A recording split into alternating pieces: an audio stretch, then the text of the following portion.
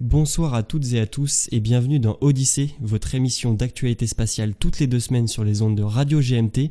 Enfin, nous sommes de retour parmi vous en cette nouvelle année, donc 2021. On vous souhaite bien sûr le meilleur ou du moins le moins pire. Avec moi ce soir, vos animateurs préférés, mais avant de les retrouver, on va se passer le générique et on se retrouve tout de suite.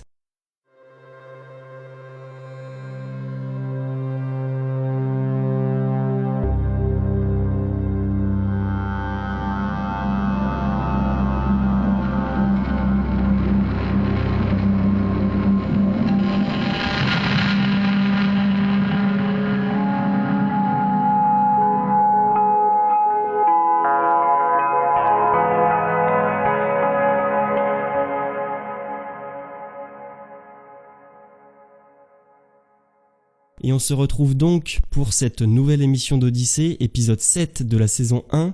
Avec moi ce soir, on va être en petit comité pour pouvoir plus ou moins discuter pendant un petit moment. Donc j'ai avec moi l'ami Gaëtan en direct du Canada. Oui, bonsoir. On entend très distinctement et nous avons aussi l'ami Maxime, lui de beaucoup moins loin, de Toulouse. Bonjour. En espérant que vous allez bien en cette nouvelle année tous les deux. Oh oui, ça commence bien. Bah écoutez, de on manière espère que ça va. au niveau personnel, après au niveau international, c'est un peu plus la guerre, mais ouais. Bah, on espère justement que ça sera quand même sous de meilleurs augures que 2020, mais en dehors de ça, on change pas les bonnes habitudes. On va commencer notre émission en vous parlant des actualités. Donc là, peut-être d'un peu plus longtemps parce qu'on a été absent pendant un mois, mais il y a quand même des choses à dire, même beaucoup de choses à dire. On va commencer donc par les différentes actualités qu'on vous a notées, par celle qui va être pour nous ce soir, parce que comme d'habitude, vous savez, on n'enregistre pas le même jour que l'émission est diffusée. On est actuellement le samedi 16 janvier et ce soir se passe ce qu'on appelle le Green Run du SLS, le nouveau lanceur lourd/super lourd de la NASA. SLS, ça veut dire Space Launch System.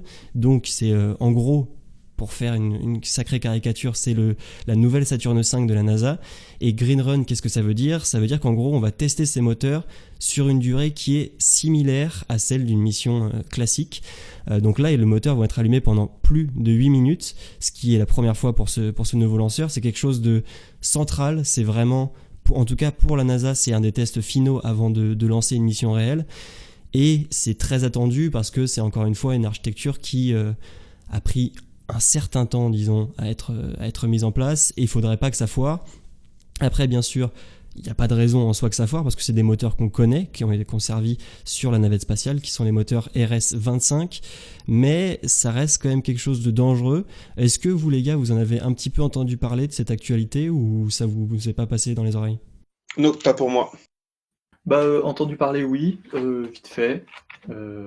Surtout son léger retard, quoi, dont on a un petit peu entendu parler, mais sinon, oui, après, je sais que c'est une actu en développement depuis déjà un petit moment, quoi.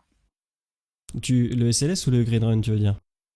Le SLS, mais enfin après le Green Run, c'est l'actu ponctuelle du programme, quoi.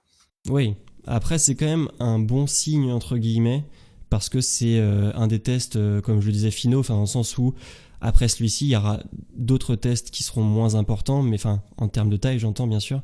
Mais voilà, c'est aussi quelque chose qui, d'un point de vue communication de la NASA, bah, ça parle bien parce qu'il va y avoir des flammes, ça va faire boum, etc. Donc ça peut attirer des gens, mais plus simplement pour quelqu'un qui creuse un peu le sujet, si jamais ça passe, c'est quand même très très bon signe pour que le SLS décolle cette année. Mais on y reviendra, je pense. Mais voilà, c'était la première actu, donc en tout cas, nous, on peut pas vous dire comment ça s'est passé pour le moment, bien sûr, parce que c'est à 23h ce soir et on est encore un peu plus tôt que ça. Mais vous, quand l'émission sortira, donc mardi, vous pourrez avoir les détails. J'espère que ça sera des bonnes choses à aller voir et des bonnes nouvelles. Mais bon, en tout cas, je pense que ça peut valoir le coup d'œil et je voulais vous en parler ce soir. Je crois qu'on a une deuxième actu qu'on pourrait évoquer qui nous viendrait de Maxime. L'actu Mars, tu veux dire? L'actu Mars Insight. Absolument, ouais.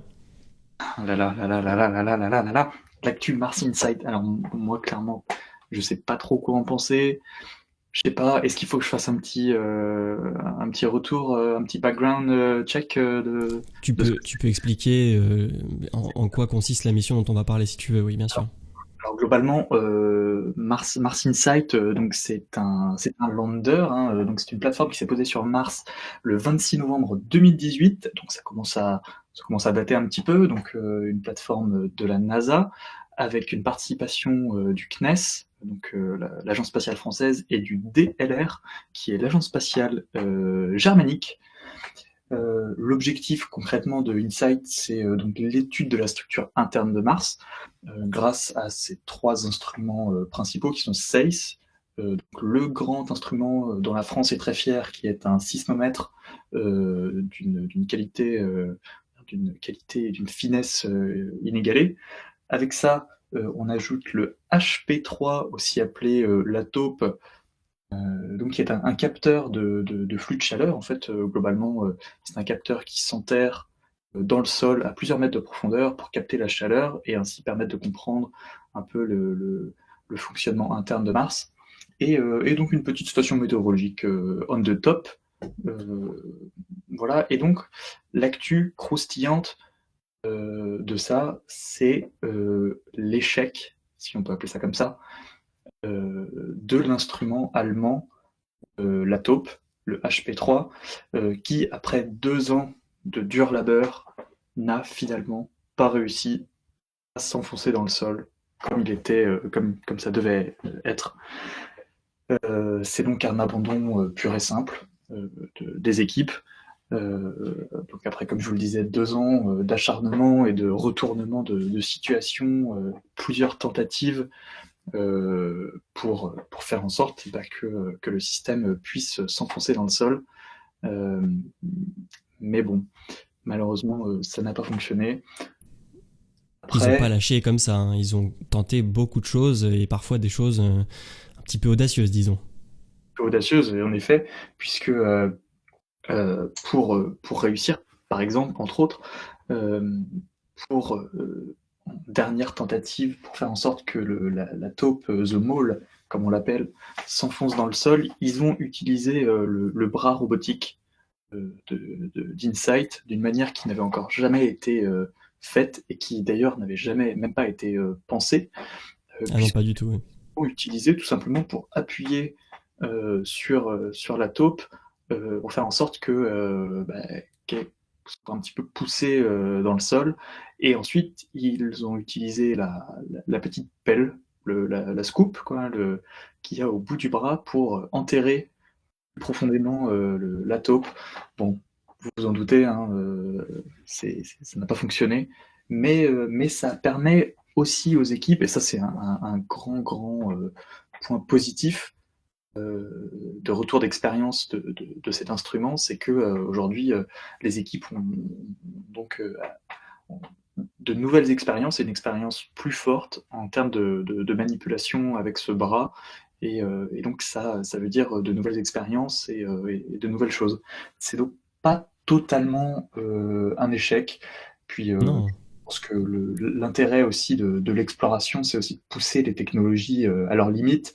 Et pour le coup, c'est ce qu'ils ont fait et je pense que c'est bénéfique.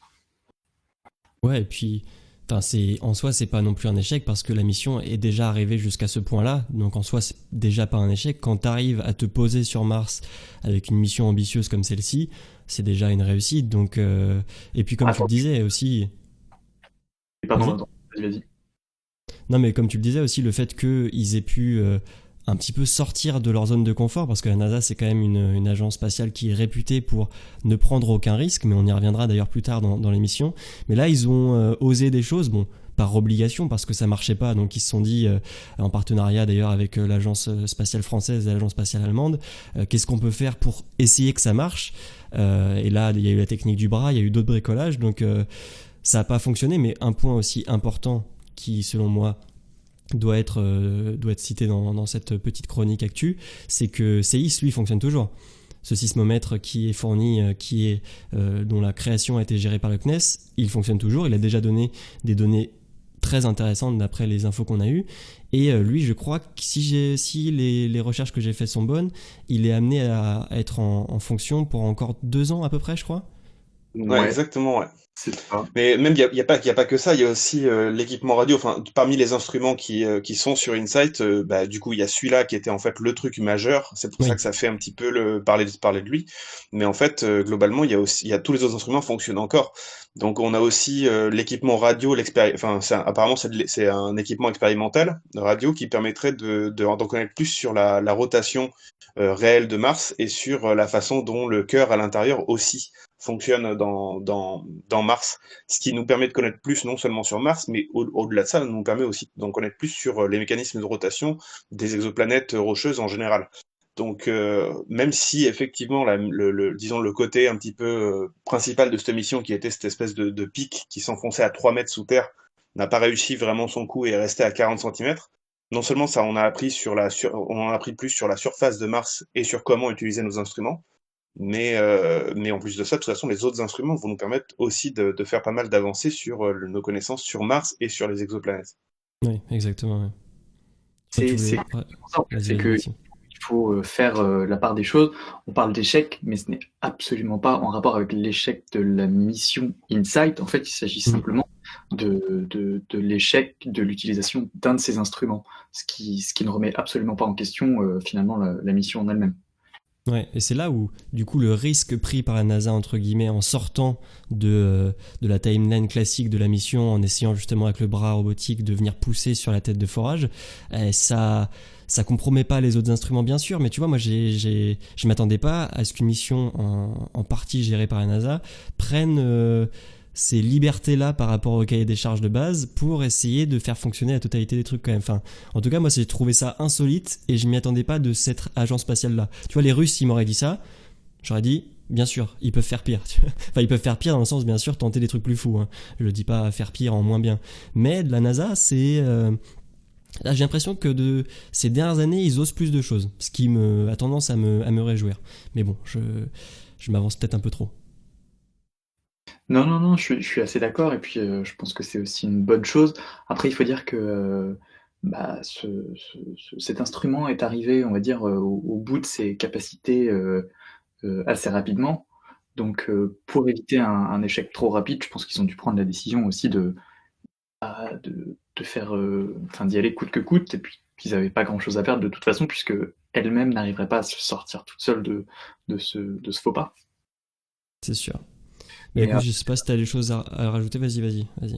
dernière chose, ce qu'il faut aussi se rappeler, c'est que, et puis c'est tout à son honneur, c'est que le HP3, la taupe, c'est aussi le premier prototype, c'est aussi enfin un prototype, on peut pas appeler ça un prototype, mais c'est aussi le premier instrument du genre à être envoyé sur Mars. C'est un instrument de petite taille qui au final peut être confronté à ce genre d'obstacle assez rapidement. Et encore une fois, ça va permettre de nous apprendre plus et donc de mieux se préparer pour la suite. Et pourquoi pas de renvoyer un instrument similaire, développé peut-être différemment, de plus grande taille, pour pouvoir tout simplement achever les objectifs que ce premier exemplaire n'a pas pu achever. Bah oui, complètement. De toute façon, c'est aussi tout le but des missions spatiales en général, et d'autant plus quand on en envoie sur des planètes qui dans le futur vont être d'autant plus intéressantes et vont intéresser les différentes agences spatiales. Donc bon, non, c'est forcément quelque chose de très, au niveau de l'expérience, de très important de pouvoir avoir ce type de mission. Je suis d'accord avec toi. Ouais. Autre petite actu sur laquelle on va passer assez rapidement, c'était juste pour faire un point Starship quand même, parce que on en avait déjà parlé pas mal.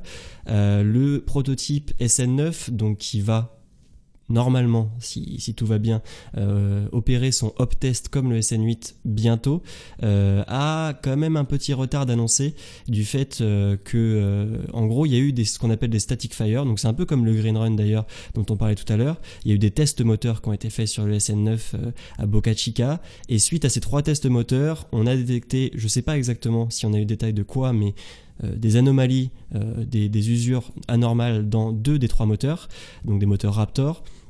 Ce qui nous amène à Elon Musk qui annonce tranquillement sur Twitter, d'ailleurs toute la com de SpaceX en ce moment sur le SN9, on a l'impression que ça vient de Twitter d'Elon Musk, qui annonce que ces 2 moteurs vont être remplacés pour prendre aucun risque, on comprend parfaitement, mais sur le SN8, faut savoir que le remplacement de moteur Raptor ça avait pris 2 semaines.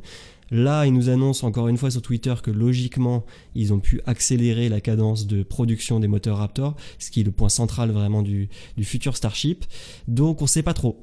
On s'attendait peut-être à un hop test ce week-end, donc déjà nous on est samedi, on peut vous dire qu'on n'en a pas eu et qu'on n'en aura pas demain non plus. On espère que ça pourrait être remplacé dans le courant de la semaine prochaine, refaire les static fire et voler directement après, mais on n'en est pas sûr, donc on attend. En tout cas, voilà, cette info, c'est que le SN9 est un petit peu retardé quand même. Donc voilà. Je sais pas si vous voulez rebondir, vas-y. J'allais te demander s'il change les moteurs, il y a forcément un static fire qui revient. Après, forcément, non, parce qu'en soi, SpaceX fait ce qu'il veut, mais d'après ce que Elon Musk a encore une fois annoncé, oui, il y en aurait. Combien, on sait pas, parce que là, ils en ont fait 3 d'affilée quand même, dans la même journée.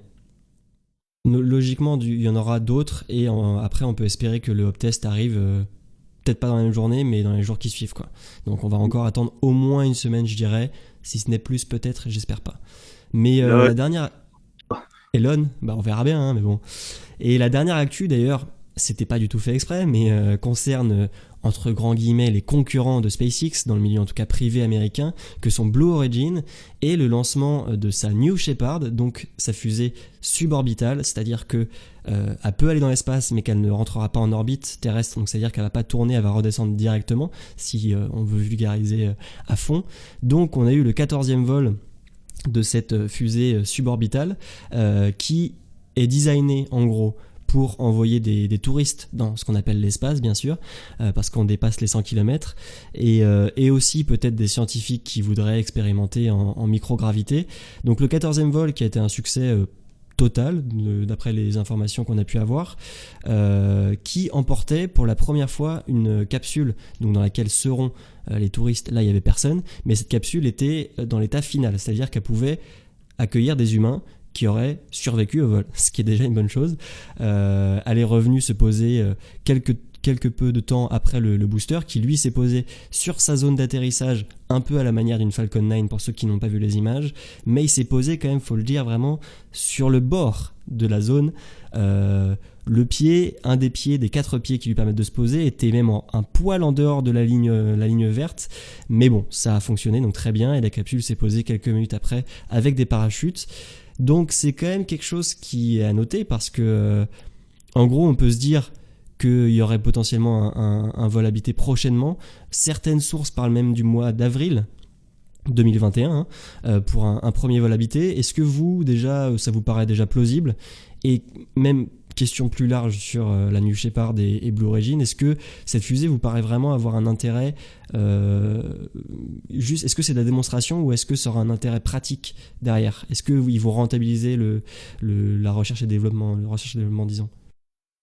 Bah, moi, je sais pas, j'ai une dent contre Amazon en général, donc c'est compliqué pour Alors moi oui, de. pour ceux qui n'ont pas le contexte, Blue Origin est une entreprise qui est fondée par Jeff Bezos, qui est le patron d'Amazon. Voilà, je te laisse continuer. Ben ouais, voilà, enfin, moi, c'est ça qui me pose un peu problème, c'est que j'ai du mal à m'enthousiasmer en fait de ça, et je pense que naturellement mon cerveau il met un contexte négatif autour, c'est-à-dire que l'idée de tourisme, bah, pour riches très probablement. Enfin bref, il y a des choses qui m'enthousiasment beaucoup moins là-dessus, et même si je pense que c'est pas, enfin comment dire, au niveau de la communication, ils le pensent pas forcément exclusivement pour du tourisme civil, mais aussi effectivement ils disent que c'est un moyen en fait de faire monter plus facilement d'autres civils entre guillemets, c'est-à-dire bah, des étudiants, des chercheurs qui sont pas forcément affiliés à NASA ou à un programme particulier, qui pourraient bah, effectivement faire des expérimentations. Mais globalement, j'ai l'impression que c'est aussi une forme de part d'attraction, ce truc-là, qui, moi, m'intéresse nettement moins, quoi. Mais ouais, voilà, c'est pour ça que je suis pas entièrement, comment dire, ouais, enthousiasmé par le truc. Mhm. Naturellement, je cherche des excuses pour pas aimer le truc, quoi. Ouais, enfin, je vais répondre, mais je te laisse donner ton avis, Maxime, juste avant. Ouais. Moi, je partage assez ton avis. Euh, je trouve qu'il y a une espèce de grosse hype autour de tous ces différents moyens, on va dire, privés, ouais, enfin, tous ces différents moyens privés qui se développent. Et au final, moi, j'ai un peu l'impression de voir une course contre la montre de plusieurs concurrents qui essaient juste d'être meilleurs les uns les autres, mais réel, on va dire objectif bienveillant derrière. C'est juste ah ouais lui il est en train de construire sa propre capsule, pourquoi pas moi quoi. Et je trouve que ça tue un peu la vibe. Vous voyez ce que je veux dire? Genre, ça tue un peu le groove quoi. Je suis d'accord. Après, alors, Ouais, c'est ça. pour moi, enfin, pour jouer l'avocat du diable, parce que en vrai, je suis plutôt d'accord avec vous, mais Je suis pas l'avocat c'est, du non, mais c'est juste pour, voilà, pour moi, c'est une carte de visite en fait. C'est un premier coup d'éclat que cherche à avoir Blue Origin. Bon, dans les faits, ce projet, il date de quand même il y a presque 15 ans. Donc, son premier vol c'était en 2015 et là, on arrive bientôt à des vols habités. Donc, en soi, ça a pris beaucoup de temps. Mais je pense que pour eux, c'est un moyen de marquer les esprits pour leur première fusée entre guillemets qui n'est pas orbitale. Donc déjà, c'est un marché qui est tout autre que celui dans lequel est par exemple SpaceX. Mais après, moi, je trouve ça. En fait, j'ai du mal à comprendre l'utilité vraiment de la chose du point de vue scientifique. Parce que je m'explique. Là, ce qu'ils proposent, c'est environ 10 minutes en microgravité. Alors, 10 minutes d'un seul bloc, d'accord. Parce que moi, ce à quoi je vais le comparer, c'est les vols 0G de Novespace. Par exemple, c'est pas les seuls à proposer dans le monde, mais l'entreprise Novespace, qui est une filiale du CNES qui opère à Bordeaux, propose des campagnes de vol, ce qu'ils appellent paraboliques, dans lesquelles tu peux justement expérimenter la microgravité.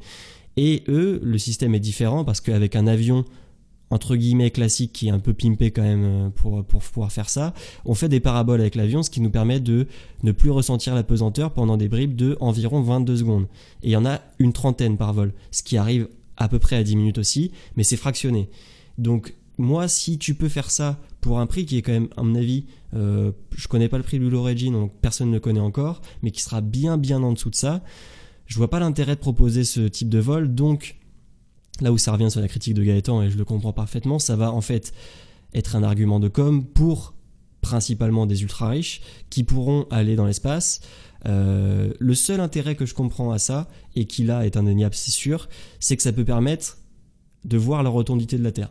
Et ça, c'est pas un vol parabolique qui va te le faire voir. Mais après, j'ai un peu du mal, voilà, moi aussi à cerner. Après, Blue Origin a d'autres projets dont on parlera sûrement dans d'autres émissions et peut-être très rapidement aujourd'hui, qui sont très intéressants. Mais là, la New Shepard, bon, te dire que c'est un vol habité, ça va être intéressant, mais dans les faits, j'ai un peu de mal aussi à saisir l'emprise du truc, quoi.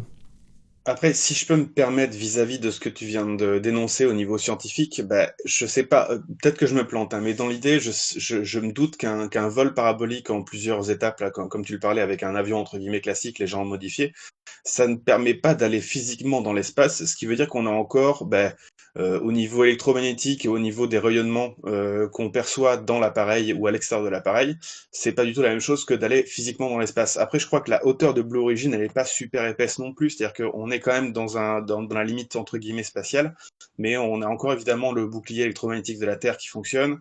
Et je sais pas s'il y a la totalité des rayons notamment solaires, qui sont perçus par la navette Blue Origin.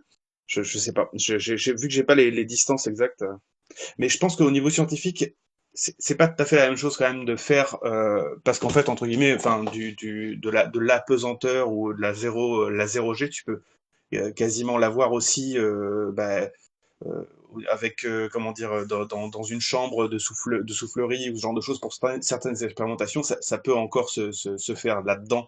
Ouais. Ouais, je sais pas, je pense qu'il y a quand même, entre guillemets, quelques petits ajouts scientifiques avec l'idée d'aller physiquement en dehors de l'atmosphère terrestre, si c'est bien le cas, parce que j'ai pas les distances Mhm. exactes.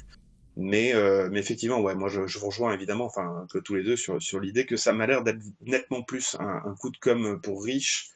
Et puis ça serait fait par, ouais, je sais pas. Enfin, disons que ces programmes privés, autant Elon Musk, j'ai encore pas mal de bienveillance à son égard, mais pour ce qui est de Jeff Bezos, non, j'ai pas de bienveillance. Donc, je suis désolé. Peut-être que c'est partial comme avis, mais ouais, non, c'est pas un truc c'est pas un truc que j'ai envie d'encourager. Non, pas particulièrement.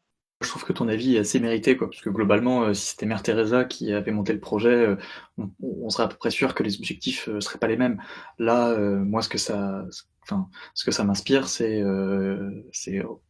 en gros, c'est yo les riches, venez chercher votre ticket et on pourra bientôt vous appeler astronaute, quoi. Ouais. Ouais, je suis d'accord. Mais déjà, pour revenir à ce que tu disais, Gaëtan, c'est un point intéressant que j'avais pas forcément imaginé. C'était celui de tout ce qui est justement rayonnement solaire, etc. Parce que oui, donc la navette, en tout cas là de Blue Origin, de la New Shepard, dépasse les frontières de l'espace. Là, je crois qu'elle est montée jusqu'à 103 km avant de redescendre. Donc on est bien dans l'espace. Après, on est quand même beaucoup moins haut que ne l'est l'ISS. Donc en soi, ça peut être un argument, mais c'est pas non plus gigantesque. Et ça reste un projet qui, à mon avis, ne va pas servir, en tout cas sur les activités vraiment centrales de Blue Origin dans 10 ans. Ce sera pas la New Shepard, selon moi, j'espère en tout cas. Donc voilà, c'était juste pour évoquer ça avec vous, que potentiellement on aurait un vol habité dans l'année 2021. C'est rien de sûr pour l'instant, je pense qu'il y aura encore au moins un test avant, mais celui-ci a été un succès sur toutes les choses qu'ils voulaient tester. Il y avait même un petit, le Skywalker Mannequin, pour vous donner la petite fun fact, donc un mannequin sur une des 6 places qui sont prévues dans cette capsule-là. Donc voilà, ça s'est bien passé pour Blue Origin. On espère qu'avec la New Glenn, ça se passera tout aussi bien, parce qu'on a toujours presque aucune info, mais on y reviendra plus tard. Ce que je vous propose, là on vous a fait un petit tour des actualités de ces derniers jours d'ailleurs, au final, de l'actualité spatiale. On va, comme d'habitude, se prendre un petit moment de répit. Si vous n'avez pas déjà fait ça, allez vous chercher un petit truc à boire, un petit truc à manger et asseyez-vous bien, tout va bien se passer. On va écouter la participation de l'Azerbaïdjan aux disques qui ont été envoyés avec les sondes Voyager, donc du Golden Record. Et là, cette fois, on a choisi donc la participation qui s'appelle, j'ai pas envie de dire encore de bêtises. Alors, il y a débat sur le nom, on en reparlera. Moi, ce que j'ai, c'est Ougam, donc qui est la participation de l'Azerbaïdjan. Je vous propose qu'on s'écoute ça et qu'on discute de il paraît, les choses qui n'ont pas été bien faites autour du nom après la piste, si ça vous va. Ok, c'est parti. Allez, à tout de suite.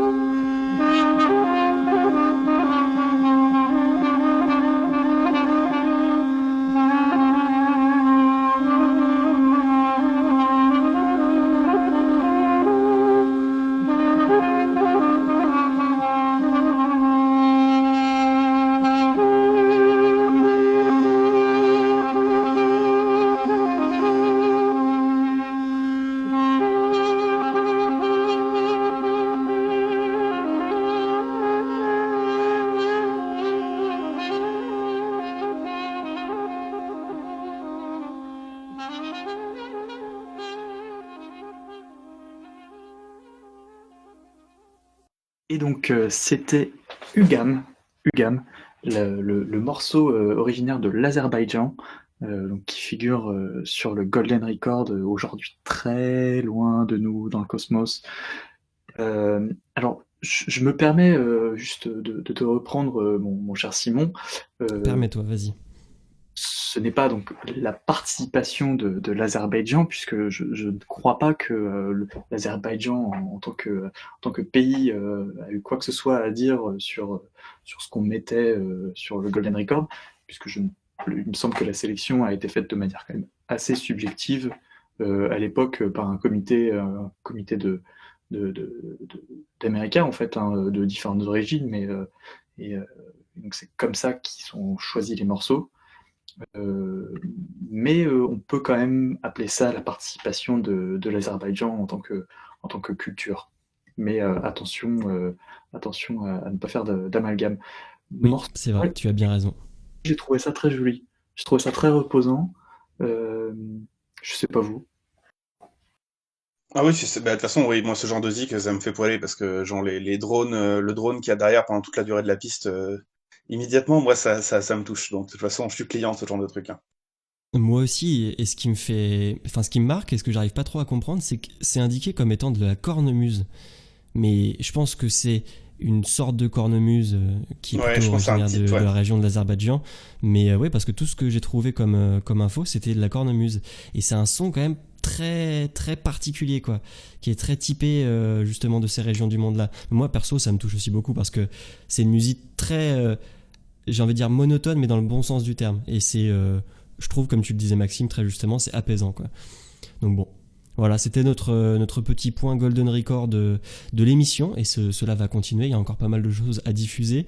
On va enchaîner sur la deuxième partie de l'émission qui est consacrée à, première émission de l'année oblige, nos envies, nos attentes pour l'année 2021, quels événements liés au spatial nous accrochent le plus et nous donnent le plus envie d'avancer dans cette année. Je vais donner pour commencer la parole à Gaëtan. Toi, qu'est-ce que tu as choisi comme événement marquant vraiment que tu attends en 2021? Alors moi, je me suis renseigné du coup sur quelles étaient les différentes, enfin les différents événements majeurs parce j'ai été voir sur le site space.com qui est plutôt pas dégueulasse pour ça. Et ça m'a indiqué du coup une bonne vingtaine d'événements importants pour l'espace en général. Et en scrollant, j'ai vu, je m'en souvenais pas à vrai dire, hein, que ça s'était programmé en fait en début d'année normalement, le James Webb Space Telescope qui doit être envoyé donc en 2021. Alors malheureusement déjà pour la première info, c'est que suite à la pandémie dans laquelle on est à l'heure actuelle, il a été reculé pour son lancement. Donc il sera pas lancé en début d'année, mais plutôt normalement en fin d'année, et c'est pas encore confirmé à 100% parce qu'évidemment ils veulent faire les choses bien parce que un instrument extrêmement important. Pour l'info, je sais pas si vous êtes vraiment au fait de ce que va faire le James Webb Space Telescope, parce qu'on a déjà pas mal de télescopes, non seulement bah, évidemment sur Terre, mais aussi des télescopes spatiaux qui sont donc dans l'espace directement. Et notamment, bah, celui qu'on connaît, je pense tous, c'est Hubble, qui depuis déjà pas mal d'années bah, orbite la Terre et prend des photos un petit peu partout dans l'espace. Mais le gros truc, la grosse différence en fait qu'il y a entre le JWST, c'est comme ça qu'ils l'appellent, ça fait un nom un peu pas forcément très sexy, contrairement à d'autres télescopes qui ont des noms un peu plus sexy. Mais le James Webb, en gros, bah, il va avoir une grosse différence par rapport à Hubble parce que Hubble principalement s'occupe de ce qui se passe dans le champ du visible. Donc il prend des photos de la lumière telle que nous on l'aperçoit, avec un petit peu plus de marge quand même que juste celle que nous on perçoit. Mais globalement, c'est dans cette gamme de rayonnement-là. Alors que le James Webb, lui, il va s'occuper principalement d'infrarouge et un petit peu du spectre électromagnétique. Ce qui va lui permettre un truc assez important, c'est de pouvoir voir déjà quasiment plus d'un milliard d'années plus loin dans le passé, ce qui est loin d'être dégueulasse dans l'idée comme avancement. Et puis au-delà de ça, évidemment, au-delà de regarder dans le passé spécifiquement, ça nous permet aussi de passer au-delà de la poussière spatiale, donc notamment pour le centre des galaxies. Pour l'instant, à l'heure actuelle, on a beaucoup de difficultés à observer le centre d'une galaxie à cause de la lumière qui est bloquée par les poussières qui sont dans cette zone-là. Donc l'avantage du James Webb, c'est qu'en regardant exclusivement l'infrared et le spectre électromagnétique, eh ben, il va pouvoir effectivement observer plus de choses et peut-être faire des découvertes relativement importantes. Alors c'est pas le premier à pouvoir observer évidemment dans l'infrarouge et dans le spectre électromagnétique, puisqu'on a eu aussi WMAP, dont on connaît très bien une de ces images, puisque c'est lui qui a capté le fond diffus cosmologique. Mais lui, pour le coup, il voit plus loin, mais il y a un gap entre ce qu'on voit via Hubble, par exemple, et ce qu'on a pu voir avec WMAP, et cet énorme gap, eh ben, il va être rempli par le James Webb Space Telescope, qui lui va pouvoir regarder tout ça. Et pour l'information aussi, ce qui est assez intéressant, c'est que il va être mis en orbite en fait autour du point de Lagrange, le L2. C'est celui qui est en gros derrière nous par rapport au Soleil. Alors je sais pas si vous êtes au courant de comment ça fonctionne les points de Lagrange, mais pour faire simple, en gros, c'est des points qui a à une certaine distance de la Terre qui sont en fait la gravité du Soleil, de la Terre et de la Lune en fait prise en compte aussi s'annule en gros, ce qui fait qu'il n'y a pas réellement d'attraction particulière dans un sens ou dans un autre. Et ces points de Lagrange, ils ont été utiles notamment pour repérer les ondes gravitationnelles, parce qu'il fallait qu'on ait évidemment un point relativement neutre dans l'espace pour pouvoir détecter ce genre de choses. Donc ce qui est marrant, c'est qu'il va être assez loin de la Terre, donc il va être loin de la Terre aussi pour éviter que la lumière de réflexion de la Terre puisse parasiter ce que lui il va choper, et aussi pour se protéger de la lumière évidemment immédiate du Soleil et de la Lune. En fait, il a un bouclier solaire qui fait la taille d'un terrain de tennis, hein, pour information, qui va donc bloquer tous les rayons lumineux qui pourraient atteindre le télescope en soi. Parce qu'évidemment, pour aller chercher dans l'infrarouge, il faut qu'il soit dans un froid extrême, le télescope, parce que dès que des objets sont chauds, ils émettent aussi de la lumière dans l'infrarouge. Donc il faut qu'il soit protégé de tout rayonnement pour éviter de prendre la moindre chaleur. Donc voilà pour l'information de ce James Webb Telescope, qui va donc, de fait, c'est sûr à 100%, s'il fonctionne tel qu'il l'est entendu, va révolutionner la façon dont on perçoit l'espace et dont on perçoit le passé aussi, ce qui, moi, me rend complètement cinglé, quoi. Ah, c'est un Donc, gros morceau de 2021, ouais. c'est vraiment, je pense que là, pour le coup, ça fait partie des révolutions qu'on va avoir clairement dans la façon dont on observe l'espace, et pas forcément dans la conquête à proprement parler, c'est-à-dire envoyer quelque chose à un point précis. Mais l'idée d'aller regarder loin, c'est vraiment un objet qui va être d'une importance capitale. Il a une durée de mission de 5 à 10 ans, donc c'est peut-être Ce un qui est petit peu relativement court. court quand même. Ouais, mais en espérant que ça puisse durer un peu plus que ça, parce que c'est le 5 à 10 ans, c'est l'objectif, hein. Donc ça pourrait aller plus loin que ça. Et le souci par rapport à ça, c'est uniquement 5 à 10 ans, parce qu'il n'est pas prévu, en gros, que il y ait des réparations qui soient faites directement sur l'objet. C'est-à-dire qu'il peut s'auto-réparer, il peut y avoir des secours immédiats via protocole d'urgence, quoi, en gros. Mais vu qu'il va être au point de Lagrange L2, c'est quand même un petit peu à 15 jours de voyage. Donc on peut pas physiquement envoyer des astronautes pour aller visser des écrous sur le bousin. Donc il n'est pas prévu du tout qu'il y ait de l'intervention extérieure une fois que lui il va être placé là-bas. Donc c'est vraiment genre à la manière un petit peu de ce qu'on peut avoir quand on envoie des choses sur la Lune ou sur Mars.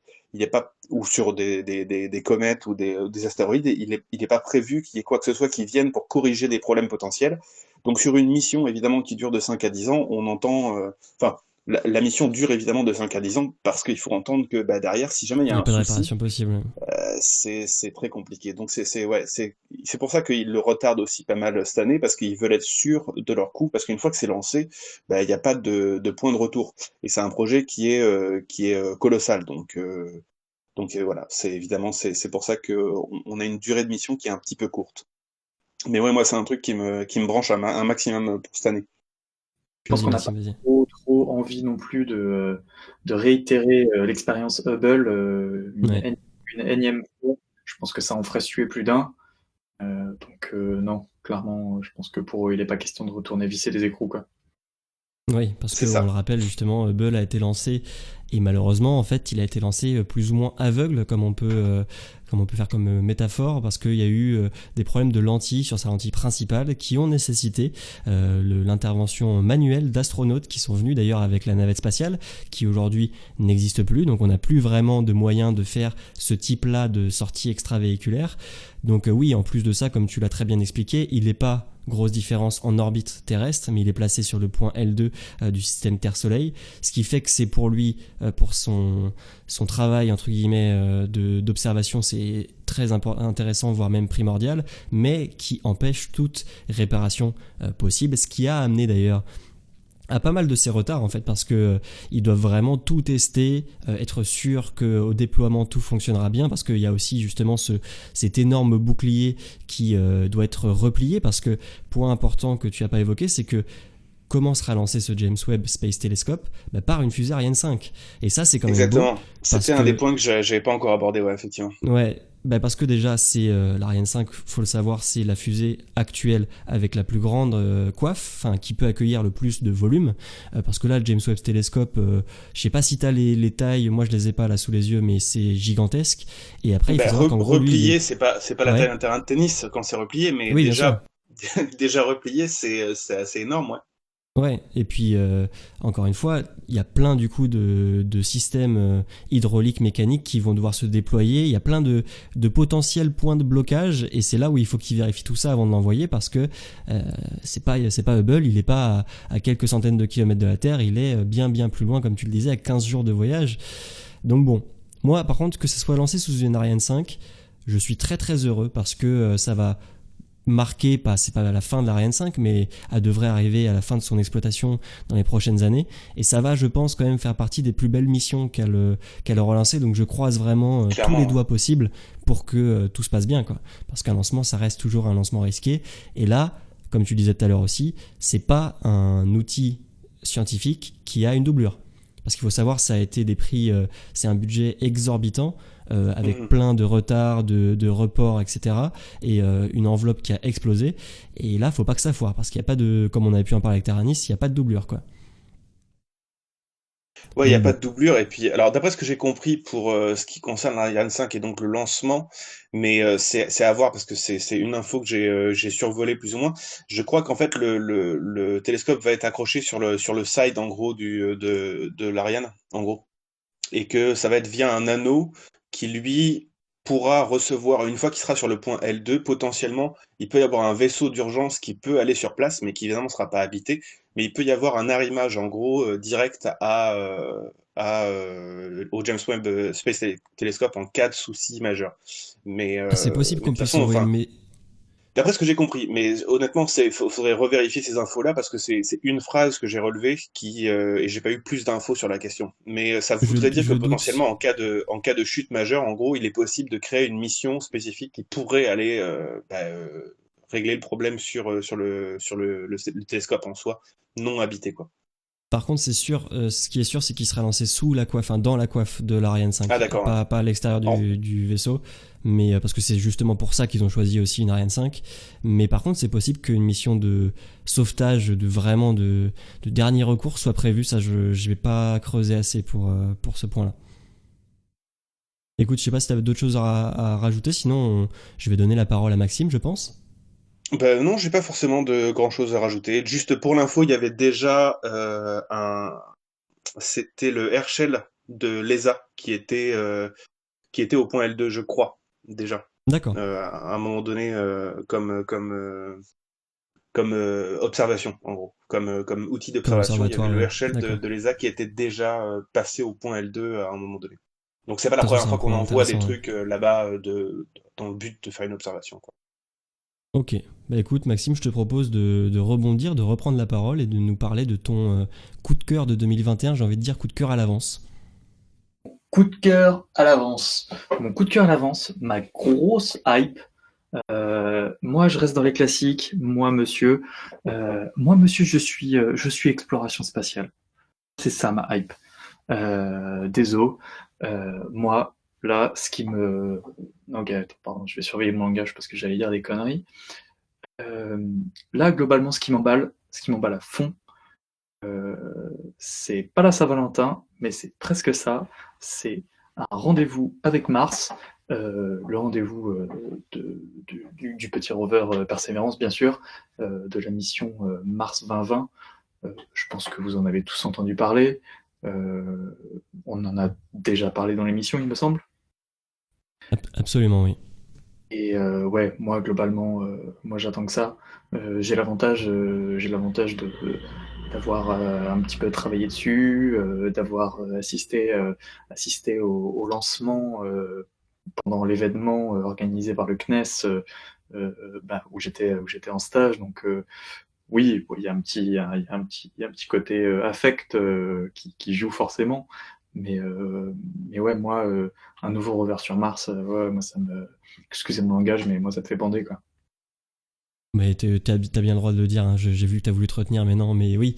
Donc c'est prévu pour le 18 février et ça va être un grand moment et qui, encore une fois, comme tout lancement, comme un lancement de fusée aussi, qui comporte des risques. Ça va être un moment où on va serrer, je vais me permettre le langage, on va serrer les fesses. On va les serrer très très fort, je pense, puisque, puisque c'est compliqué de poser des choses sur Mars, hein, on va pas se le cacher. Ça se passe pas. Enfin, je veux dire, c'est pas un petit gars avec son joystick qui va arriver, qui va contrôler la descente, etc. Tout est automatisé. Et si je dis pas de conneries, il peut se passer 1000 choses en fait, et 1000 choses pendant un laps de temps d'ailleurs de 7 minutes. Les 7 minutes de terrain Exactement, le titre qu'on leur a donné. Ouais. qui sont les 7 minutes pendant lesquelles, globalement, on contrôle plus rien, quoi. On est arrivé, vas-y, quoi, pose-toi et C'est ça. fais-nous signe quand t'es arrivé. Nous, en tant que NASA ou en tant qu'humain, on ne contrôle plus rien. Le rover et toute sa structure avec lui contrôle beaucoup de choses, mais c'est que de l'informatique. Ouais. Et ouais, moi, globalement, c'est vraiment ça que j'attends. Enfin, je veux dire, sur le rover, il y a des instruments absolument fantastiques, et son but est aussi fantastique, puisque un petit peu différemment de Curiosity, Perseverance, lui, va clairement chercher des signes de vie passée à travers des forages et à travers quelque chose d'exceptionnel. Puisque le rover est aussi prévu pour faire de l'échantillonnage et pour laisser derrière lui des échantillons à récupérer, comme je vous en avais parlé lors d'un précédent épisode, il me semble, et donc à travers un projet ESA, NASA, qui s'appelle le Mars Sample Return. Rien que ça, imaginez des échantillons martiens revenir sur Terre, ouais, hein, ça me rend tout chose. Et globalement, je trouve que ça en jette à fond, quoi. Puis après, on peut aussi citer d'autres instruments qui sont tout aussi extraordinaires, avec Supercam, hein, fierté française et digne successeur de Capcam. On a aussi, par exemple, l'instrument MOXIE. Est-ce que vous saviez que MOXIE, ce petit instrument norvégien, va créer de l'oxygène sur Mars? Vous étiez au courant de ça? J'en avais entendu parler, ouais. Non. On veut tester un procédé chimique, c'est ça, si je dis pas de bêtises, pour créer de l'oxygène à partir de l'atmosphère martienne? Exactement, c'est un procédé par électrolyse, il me semble, Exactement, ouais. qui en fait aspire du gaz. Alors je connais plus exactement la composition martienne, de l'atmosphère martienne, mais en gros, le but, c'est de séparer les molécules qui composent l'atmosphère martienne pour en retirer uniquement l'oxygène. L'instrument, par électrolyse, compression du gaz, doit normalement réussir cet exploit, et pour réussir à produire jusqu'à, il me semble, 6 grammes d'oxygène par heure. Ouais, non, mais de toute Nice. façon, le projet de rover Perseverance est quand même relativement incroyable sur plein de points. Il embarque aussi avec lui une charge annexe qui a été rajoutée un petit peu, mais qui est intéressante, qui est le petit drone Ingenuity, qui sera, du coup, s'il arrive à décoller, le premier objet plus lourd que l'air à décoller sur une planète autre que la Terre, ce qui est quand même pas rien. Et après, bon, c'est plus ou moins en fait cet instrument-là, c'est plus ou moins un test plus qu'autre chose, même s'il aura une utilité s'il fonctionne bien, mais pour qu'en gros le rover puisse se repérer, si j'ai bien compris, et établir des cartes de mouvement qu'il va effectuer. Mais c'est aussi une grande première, donc il y a plein de choses qui sont hyper intéressantes avec cette mission, ça en tout cas c'est sûr, ouais. Et je suis aussi en attente très tendue, disons, de ce 18 février qui va venir mine de rien très vite. Très très vite, puisque nous sommes déjà le 16, donc il s'agit d'attendre encore un petit mois. Et dans un petit mois, j'invite tous nos auditeurs, puisque vous aurez tous bien sûr marqué cette date dans vos agendas. Je vous invite à suivre, je pense, les réseaux sociaux de l'Agence spatiale française, le CNES, qui, à mon avis, va nous préparer quelque chose aux petits oignons. Ah bah ça c'est sûr de toute façon, parce qu'encore une fois ces 7 minutes on va les suivre tous à mon avis, tous passionnés de spatial de façon très proche, et il y aura plein de rebondissements et je pense qu'on aura aussi de belles images, vous verrez. Écoute, je sais pas si tu veux rajouter quelque chose sur ce point là, de toute façon on en reparlera hein. Oui, c'est ça, je pense que de toute façon on va forcément faire une émission juste avant le lancement, quoi. Ah bah je sais pas comment va tomber le calendrier, mais dans tous les cas on en parlera sûrement juste avant et juste après quand on aura les infos, les éventuelles images, etc. Bien sûr. Bah écoutez, du coup je vais passer en dernier. Mais ouais, c'est ça, c'est quoi ton... Ouais, c'est quoi ton... Bah, bon, de toute façon, ceux qui me connaissent, bon, vous me connaissez quand même un petit peu, et ceux qui ont déjà écouté l'émission savent que moi, mon gros dada, c'est les lanceurs. Donc, forcément, honnêtement, tu l'aurais pas pris. Mais de toute façon, vos deux sujets m'intéressent aussi énormément. Mais je pense que pour le côté aussi Ariane 5, j'aurais peut-être choisi le James Webb Space Telescope, excusez-moi. Mais là, du coup, ce qui va moi me marquer et ce qui me fait déjà beaucoup m'intéresser à ce qui se passe, c'est les futurs nouveaux lanceurs qui devraient bien sûr être lancés en 2021. Ça a été dur de choisir lequel mettre en avant aujourd'hui parce qu'il y en a plein des nouveaux qui vont arriver. Donc je peux citer la New Glenn de Blue Origin dont on a déjà parlé, le Starship bien sûr aussi de SpaceX si il arrive à sa forme finale avec son booster en 2021. On pourrait peut-être s'attendre à un vol au moins à des essais et aussi des lanceurs en Chine qui vont être testés au Japon. Mais celui qui m'intéresse, dont j'ai déjà au final parlé dans cette émission, c'est le SLS qui est toujours pour le moment programmé à 2021. Donc encore une fois on parle de spatial, donc je croise les doigts là, c'est pas radiophonique mais je croise les doigts devant mon micro. Mais logiquement il devrait être lancé pour sa première mission qui serait la mission Artemis 1 en novembre 2021. Alors point intéressant, c'est que le but de ce lanceur, presque exclusivement, si ce n'est exclusivement, c'est justement de propulser les futures missions lunaires américaines, qui sont donc les missions du programme Artemis, qui partent avec la capsule Orion, qui a déjà été développée.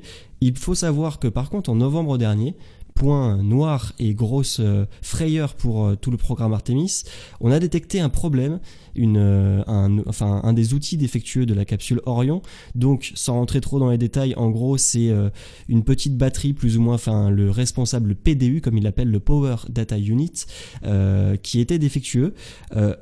En gros, heureusement, c'est une petite bribe d'un système de 8 PDU qui ne fonctionne pas. Donc on s'est dit, c'est mort pour le SLS en 2021 parce que la NASA annonçait entre 4 mois et 1 an de délai pour tout réouvrir, enlever ce PDU défectueux, en mettre un nouveau, etc., faire les tests. Et à la surprise générale, alors que tout le monde est en mode bon, le SLS c'est bon, c'est reparti en 2022, voire plus, et tout le programme Artemis est retardé, eh bien non, la NASA m'a encore surpris une nouvelle fois. Et d'après pour l'instant les sources qu'on a, à vérifier, on ne sera jamais sûr jusqu'au jour du lancement, mais le lancement reste le même jour parce que la NASA a décidé d'envoyer la capsule Orion telle qu'elle, avec un petit bout de sa capsule qui est défectueux. Alors certes, comme il y en a 8, en gros le but c'est de faire ce qu'on appelle en spatial et pas que, la redondance, ce qui veut dire qu'en gros si un des instruments flanche, un autre peut prendre sa place pour faire en sorte que le système continue à fonctionner normalement. Donc là, vu qu'il y en a 8, si un flanche, d'après ce qu'a indiqué la NASA et Lockheed Martin qui développe la capsule et cet instrument-là, ça devrait pouvoir fonctionner. Mais on n'a jamais été habitué que la NASA fasse ce type de choix-là, c'est-à-dire de prendre un risque en fait. Parce que c'est une agence spatiale qui est réputée, contrairement bien sûr au running gag comme j'ai déjà utilisé au début d'émission, à l'agence spatiale russe qui elle est plutôt du type on teste en lançant en fait, la NASA il fonctionne pas comme ça normalement, et là peut-être par obligation du calendrier, je ne sais pas, ou par budget ou par envie peut-être aussi, ils vont le lancer tel quel. Et donc, logiquement, on devrait assister au premier vol du SLS, si tout va bien, en novembre 2021. Et ça va quand même être quelque chose parce que, pour ceux qui ne savent pas, ouais, c'est au niveau taille, au niveau puissance, etc. C'est un mix, en gros, enfin, c'est une Saturn V, mais ça ressemble plutôt au lanceur de la navette spatiale, au STS. Donc, c'est quand même quelque chose de relativement incroyable pour un programme lunaire. Pour renvoyer des hommes sur la, enfin des hommes et des femmes, enfin des humains sur la Lune, ça va quand même nous marquer, je pense, la prochaine décennie. Donc je l'ai choisi lui parce que c'est symbolique. J'aurais pu choisir bien d'autres lanceurs, mais j'ai vraiment envie, même si j'ai beaucoup de choses à reprocher à ce programme, j'ai vraiment envie que ça marche parce que ça va mettre des étoiles dans les yeux à beaucoup de gens et moi que le spatial attire comme ça, c'est tout ce que je veux. Donc voilà, c'est ça mon highlight pour moi, mon attente 2021. Puis je trouve que tu lui as donné de la valeur, quoi, en plus dans ton discours. C'est plutôt cool. J'essaye parce que j'ai pu et je suis aussi un détracteur du SLS parce que tout n'est pas parfait et ça prend du temps, mais ça reste quand même quelque chose qui me fait vibrer, quoi. Je sais pas, voilà. C'était ce que je voulais partager avec vous aujourd'hui. Et donc le test de ce soir, forcément, il est d'autant plus important, quoi. Que ça veut dire que tu vas le suivre, le test de ce soir?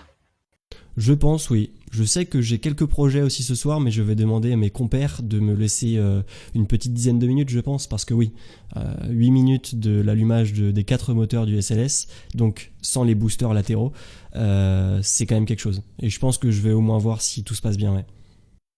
Eh bien, écoutez, j'invite bien sûr tous les auditeurs, comme je l'ai dit plus tôt dans l'émission, à aller voir des images de ce test que vous pourrez avoir en différé. Sinon, je pense qu'on arrive au bout de l'émission. Une émission de reprise qui, ma foi, aura été fort intéressante et qui augure du très bon pour l'année 2021 avec Odyssée. En tout cas, moi, j'ai été très content de vous retrouver, les gars, pour faire cette émission. On se retrouvera donc dans 2 semaines pour le nouvel épisode de Odyssée où on sera peut-être avec de nouveaux intervenants, on verra, pour discuter toujours d'actualité spatiale. Je vous remercie tous de nous avoir écoutés, je vous remercie, vous les gars, d'avoir été avec moi aujourd'hui. Et puis on se retrouve dans 2 semaines et puis continuez à vous intéresser à tout ce qui se passe au-dessus de nos têtes. Nice, super. Oui, gros bisous et puis à dans 2 semaines. Mais merci à vous les gars, et puis à dans 2 semaines, tchuss.